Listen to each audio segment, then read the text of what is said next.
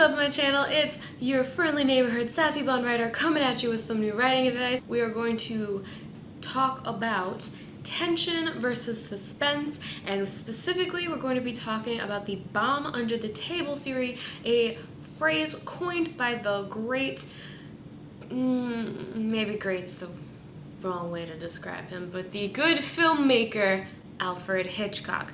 Now, why do I say the debatable as a person? Well, you see, Alfred Hitchcock did a lot of screwed up things. He made some very good, very scary movies. Most of his movies are considered top tier in the thriller, scary movie category. However, he did some not so good things. He's actually, we know for a fact that he psychologically tortured his actors, namely his actresses, to get authentic reactions from them.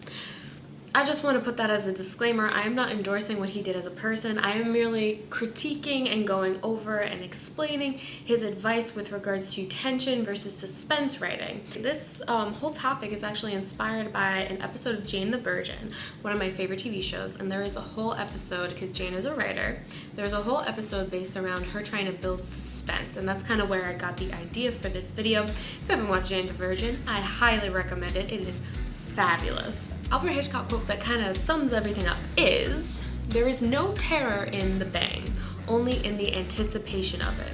I think this kind of helps guide the difference between tension and suspense. Suspense is the anticipation that something is going to happen. Either we know something as the audience that the characters don't know, and we are just on the edge of our seat trying to figure out what's going to happen. Are they going to defuse the bomb under the table, or is the bomb under the table going to explode before they even notice it? Suspense is the audience piecing things together before the main character does it.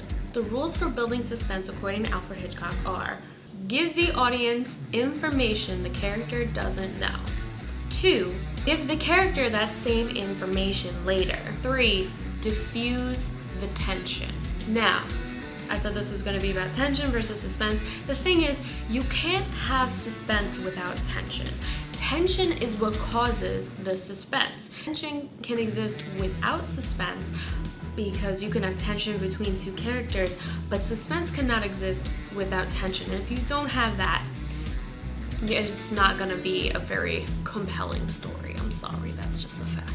This is another quote from Alfred Hitchcock. "To my way of thinking, mystery is seldom suspenseful. The whodunit generates a kind of curiosity that is void of emotion, and emotion is an essential ingredient of suspense." So what he's saying here is that mystery isn't necessarily keeping you in suspense. It's piquing your curiosity because you want to find out the answers. But that's why a mystery novel is not necessarily considered a thriller. A thriller is usually a race against time, and that's what keeps you in suspense. A mystery is a race to find answers. So sometimes you can have a mystery thriller, but a mystery can have thriller elements, and a thriller can have mystery elements, but the two don't necessarily go together. It's like peanut butter and chocolate. Sometimes it's good, sometimes they work really well together, and sometimes they're just good on their own. So one of the best ways to kind of explain Alfred Hitchcock's theory actually comes from another one of his quotes. I know, it's a lot of quotes in one video. But it's called the bomb under the table theory. We are now having a very innocent little chat. Let's suppose that there is a bomb underneath this table between us. Nothing happens, and then all of a sudden, boom, there's an explosion. The public is surprised, but prior to the surprise, it is seen like an absolutely ordinary scene of no special consequence. Now, let us take a suspense situation. The bomb is underneath the table and the audience knows it, probably because they saw the person put it there. The public is aware that the bomb is going to explode at 1 o'clock, and there's a clock in the decor. The public can see it is 1:45.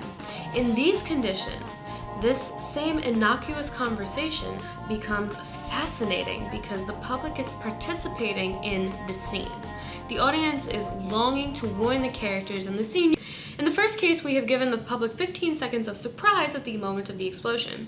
In the second, we have provided them with 15 minutes of suspense. The conclusion is that whenever possible, the public must be informed.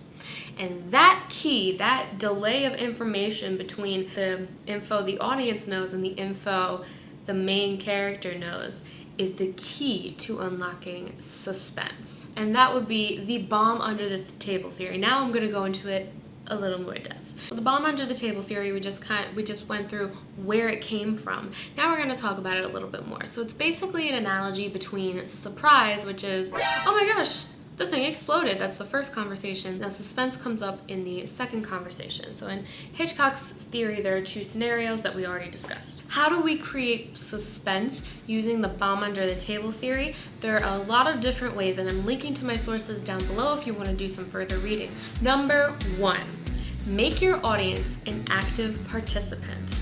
Let's take a look at the classic scene from The Birds, which shows how Hitchcock uses suspense to engage the audience. In this scene, Melanie sits on a bench smoking a cigarette near the children's playground. She doesn't notice the birds that are gathering on the jungle gym behind her. Hitchcock masterfully cuts back and forth between close-ups of Melanie and the birds perched behind her. Every time he cuts to the birds, there are more. This is an iconic scene that's often referenced in pop culture even today. Here the audience is an active participant in the film and notices the threat to Melanie 2 long, excruciating minutes before she does. This creates so much tension as the audience, they can't do anything. We can't warn her what's gonna happen.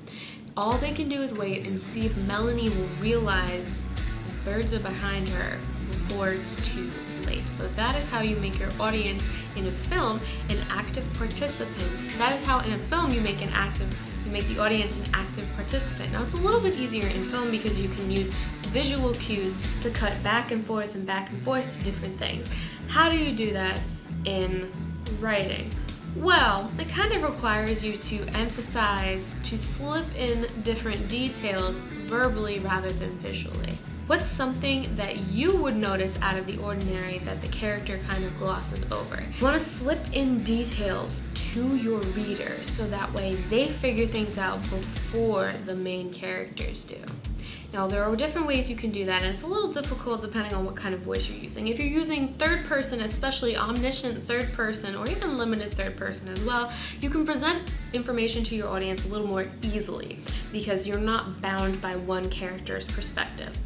In a first person narrator, that's a little bit more difficult because, especially if you just stick with one point of view, it's very difficult to do because you're kind of committed to just that one point of view, so chances are whatever the main character discovers, the reader will also discover, or vice versa.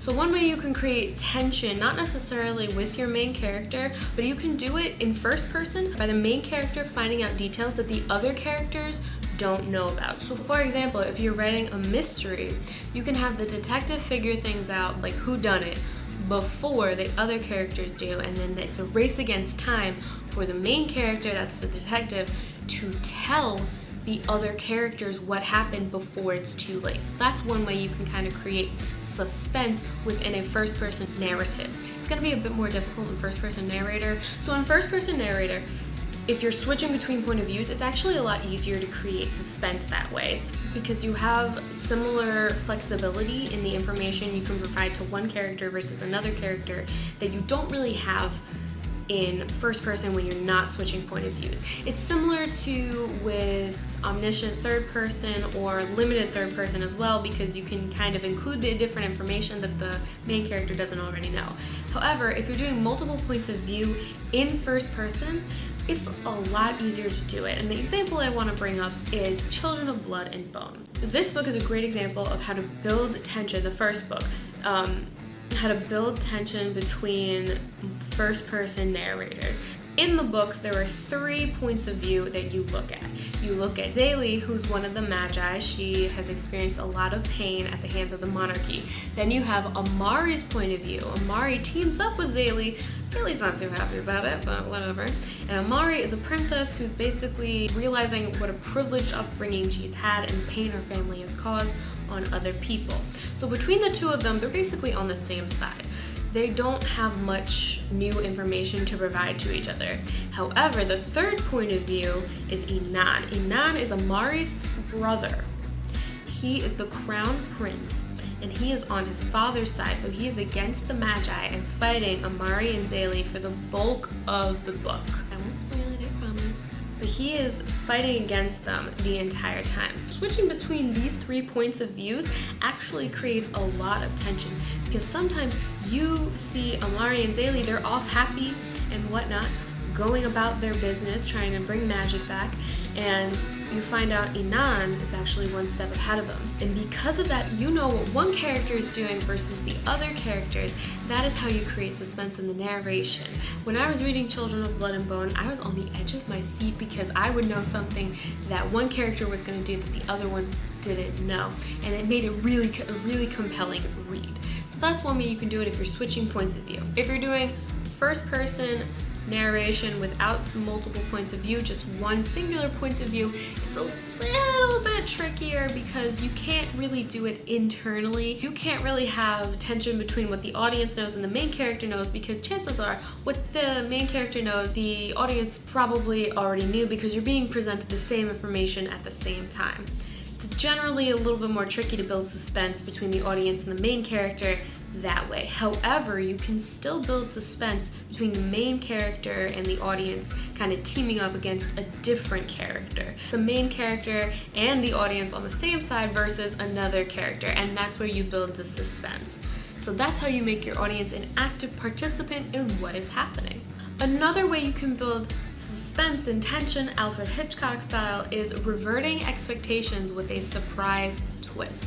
Now, Alfred Hitchcock, he loved to create rising tension and then surprise the audience. Now, there's gonna be some spoilers for some Alfred Hitchcock movies, but honestly, Alfred Hitchcock movies are kind of so tropey right now, and they're very popular to emulate in pop culture, that I don't really know if it classifies as a spoiler, because you probably already knew the twist at this point. Anyway, think of the famous shower scene in Psycho. For the first 40 minutes, we've been following Marion, Janet Leigh's character, who is on the run after embezzling $40,000 from her employer. So if you take into account inflation, it's actually a lot more money than it seems like it would be, but I digress. The movie is shaping up to be a film noir where we're trying to see if she's gonna get caught, and then Leigh shows up at the Bates Motel and she meets the insane owner. She retires to her room and she takes a shower, the most famous shower in all of cinematic history. In this scene, similar to The Birds, we cut back to the person who has no idea what's going on. That would be Marion, and the other person, the person who's about to kill her, I'm not going to spoil the ending for you, but you probably know it already, and she dies and turns into a brand new movie. Nowadays, it's more common for films to kind of do that sort of thing, but when this movie first came out, that was unheard of. It was just kind of against the rules to kill off the heroine so early on in the movie. And there's a twist at the end as well. So the way you build suspense as well is by subverting expectation. Imagine watching that scene for the first time and you're seeing it and you're thinking, there's no way they're gonna kill her. There's no way they're gonna kill her. Oh my God. They killed her. It was subverting expectations. It's similar to what happens to Gwen Stacy in the Spider-Man comics. Gwen Stacy was the first superhero girlfriend who dies. That's why it's really frustrating to watch the Andrew Garfield Spider-Man movie. Well, okay, one of the reasons why it's really frustrating, because we know what's gonna happen to her. We know she's gonna die in the end. But that was unheard of. That was revolutionary back when that happened. This happens a lot with character deaths as well. I mean, Game of Thrones Exhibit A, they kill off like pretty much every single important character in that entire show and book franchise. So that's another way you can kind of subvert expectations. You want to take those usual tropes or things that the audience is normally expecting. They're not expecting the main character to die. They're not expecting her to embezzle all that money. And you want to kind of turn those things on their head and subvert the expectations of the audience. I suggest researching the different tropes. Overly Sarcastic Productions has a really good series called Trope Talk that I highly recommend listening to, so that way you can learn the different tropes in the different genres and learn how to subvert them and do them originally, so that way you can create tension and suspense. If you're in the editing process, I highly recommend talking to your beta readers about different scenes and ask them what did they think was going to happen and then what happened. If they can predict the twist, you might want to change a little bit. If they can predict the twist and you really wanted it to be shocking, that's going to be a cue to you that you need to change some things. The next thing you want to do to create suspense and tension is you want to keep the pacing going. There's nothing more annoying than watching a thriller that has several scenes that go on for just too long. Especially if you're writing a thriller, you do not want your audience to get bored. If your audience starts to get bored, they're going to put down the book, they're not going to finish reading it. Is that what we want? No. We want them to finish our book. We would love for them to like it, but at the very least, we want them to finish our book. Make sure you keep the pacing going. That's a whole separate video in and of itself. You don't want to have scenes that have no actual purpose. Every scene should have a purpose, and every scene should keep the plot moving forward. And that usually happens around the middle mark.